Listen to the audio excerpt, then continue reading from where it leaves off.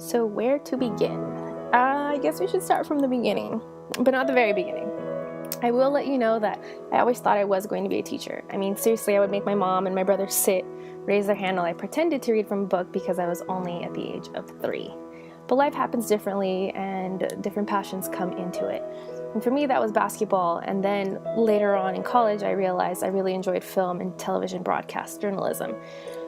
I was able to go to Chapman University for this, and I loved it. I was able to play a sport that I adored, be a captain on the team that I really cared about, while at the same time being part of a film program and a film studio that was really up and coming.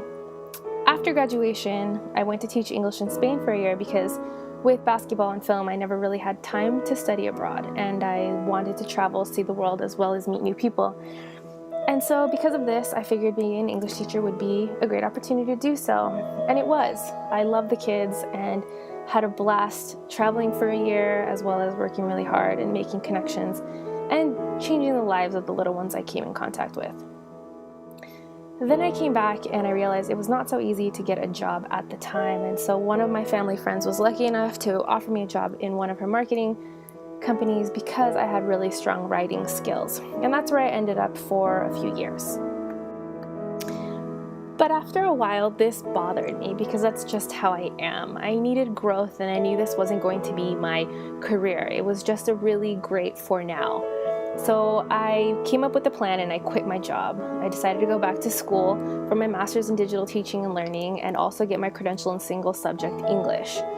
I decided to go to APU for this, and I began to substitute teach and work another job on the side and coach basketball in between.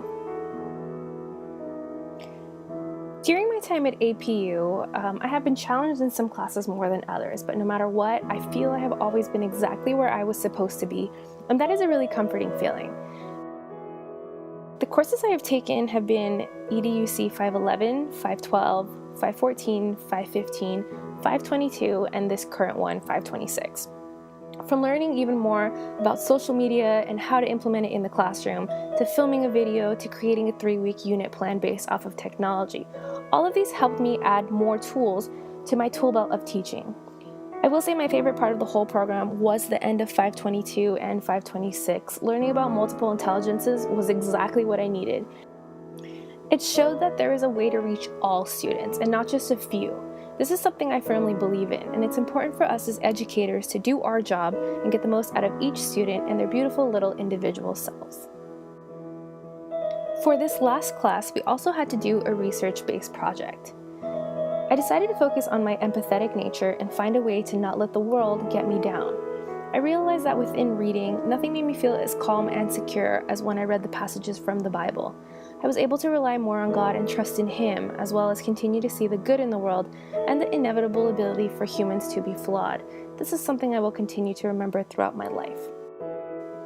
I honestly didn't expect this program to fly by as quickly as it did, and I'm not sure what is next for me in this future. But I do know that I'm very grateful for being able to have met such amazing people in this program, who all have such a beautiful heart, and I know will touch so many lives in the future.